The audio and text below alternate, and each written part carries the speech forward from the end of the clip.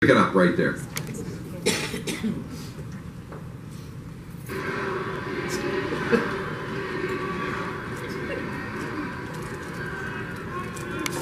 You know, it's amazing.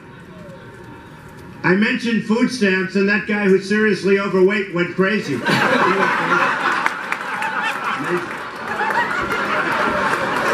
Amazing.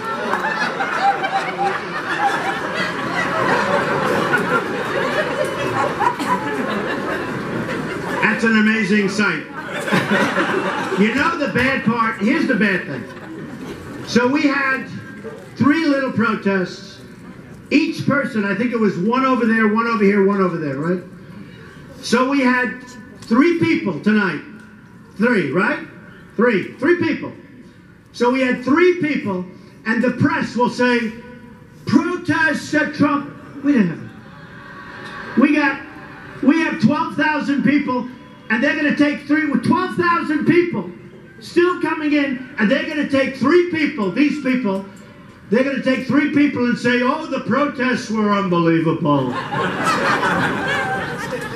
And anybody who was there would have remembered this guy. He was about 450 pounds. He came running down the aisle as soon as Trump mentioned reforming, you know, this program, food stamps, and he had no shirt on. Remember this? He's like the naked man that Howie hears about. Everybody's got a copy now of what really happened. Just go to the center section. I made sure that there's a picture of the big fat guy. You can see it, and he's really disgusting looking. And then later on, Corey, as you know, it turned out that the Dems were running dirty tricks, campaigns. They were paying people to go in and act as agents provocateur, like that. I don't know if he was or not, or if he was a freelancer, but they were paying people to create those kind of disturbances. That's exactly. Look, they were all over the country. We saw them everywhere. But the great thing about a Trump crowd, I used to say it all the time, he's very self-policing. Right? It was amazing. Somebody get out of line, they get put back in line pretty quickly by the guys out in the crowd. The people who want to make America great again, want to stand up and just listen to the candidate talk about their message. And, you know, Howie knows this. Any of you who came to a rally, look, we had Trump in Lowell, we had him in Worcester, we had him in Tingsboro, we had him all over the place. And the crowds were thousands of people, and they'd wait 4, 5, 6 hours to get through the magnetometers, to leave their day, to take a day off from work, to spend 4 hours waiting to get through the mags in a snowstorm in Lowell at the Songus Arena, to then listen to Trump for an hour, and then file out and have to make their way back home from wherever they came from, and the media would say, these people won't be voting. What? They just waited 9 hours to hear somebody talk, and they won't show up and, you know, spend 25 seconds and hit the button. It was amazing. All right, this next one, this is the town hall debate in St. Louis. We've kind of got everything backed up a little bit chronologically. We'll have the actual Access Hollywood tape and the town hall in Sandown, New Hampshire first, but this is St. Louis. And this is the famous Trump looming. And this one Corey should probably set up before we actually play the video. Well, if anybody remembers what took place just prior to the St. Louis debate, first the Access Hollywood tape came out on a Friday. And then we went to St. Louis. I was actually working for CNN, went to St. Louis, and I spoke to... You were working... Right, I was working. They were... He was mainly working for Trump. Well, that's true. But we get there, and if anybody remembers this, right, the media had been begging to see our debate prep sessions because Hillary was taking a week off from the campaign to practice her debates, and she was going to be the most well-prepared candidate ever, and Trump's out doing 4, 5, 6 events a day. So right before this debate, we tell the media, you can come in and do a photo spray, but there'll be no questions. This is the criteria that we mandate. And Reince Priebus is sitting up in the candidate suite. We say, hey, Reince, just stay here. We're going to take the candidate down, and he's going to meet a couple donors. We'll be back in about 5 minutes. We walk downstairs, Dave Bossy, Steve Bannon, Steve Miller, Mr. Trump, Jason Miller.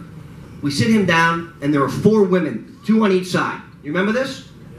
They were the Clinton accusers. The Hillary Clinton and Bill Clinton accusers, including Paula Jones. And the media walks in, and the rules were no questions. This is immediately preceding this debate. No questions, just pictures.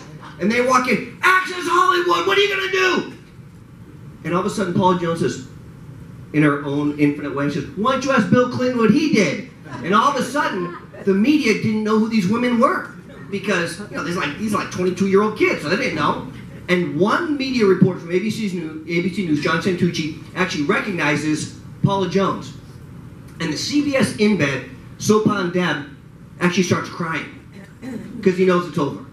He knows Trump's the only guy who had the tenacity to bring these women in. And then, if you remember, we walk them out on stage. We walk them out. And right before this, no one knows this, there was a giant fight with the debate committee. It was Frank Fahrencroft and Mike McCurry, who are the chair of the presidential debate committees. Okay, and we said, we're going to put these 4 women in the president's box, the candidate's box. Oh no, you can't do that. They have to sit in the back. So we're going to have a fight right before this starts. And the great part is, there's a very famous photo. The 4 women have to walk by Bill Clinton. And they sit in the back, and Bill is facing this way, and his eyes are looking just over here at Paula Jones. He's like, holy shit, this is going to be bad. And then we get to this. The slot that they like I said, Trump. Let's start over. Hold on, we'll start over again. The slot that the Obamacare approach was to take. And like I say, and that means you pretty much whatever they want. Those benefits I just mentioned are lost. 20 million people now with health insurance. The slot that the Obamacare approach was to take. And like I say, 20 million people.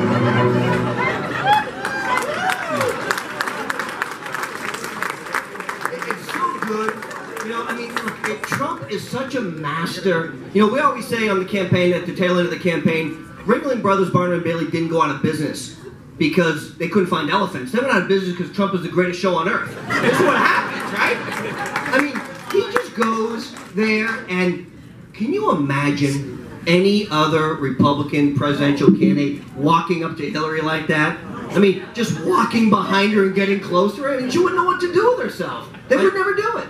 Saturday Night Live did a skit on it the next week, and it wasn't as funny as the real. No, that's exactly right. And you know, the thing that got me about the 4 women, when he went down there, I was watching it live on TV, and all of them spoke in like minute-and-a-half sound bites. I mean, it was just perfect. I mean, nobody was flustered. Nobody talked too long and went off on any tangents. It was just like they had been briefed. But I don't think they had been, had they? They weren't. It's amazing because Paula Jones was actually supposed to be flying into St. Louis, and she had a baseball hat on, like a pair of wind pants and a sweatshirt, and she goes to get on the plane, and Chris Matthews gets on the plane right before it, and she says, you know what, I don't want to blow this thing. So she stays back and takes the second flight. So she had like a whole, you know, outfit she was going to wear, but she lands with literally like 3 minutes to spare and shows up at the press conference with the baseball hat on, and you know, it was just so amazing. And then they just fight back, and Hillary Clinton and Bill Clinton never ever thought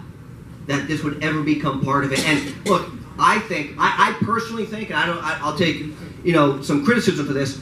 Donald Trump won the election at that debate in St. Louis, because leading up to that, all of the Republican establishment were calling, we're going to unendorse him, he's got to get off the ticket. That's including it. Ryan, right? I mean, look, Paul Ryan, every major Republican U.S. senator.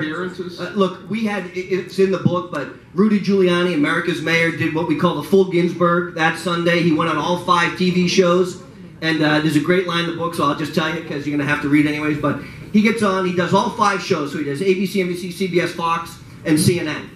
Because the day before this, nobody wanted to go on TV. Kellyanne was supposed to go on, Ryan was supposed to go on, they all canceled.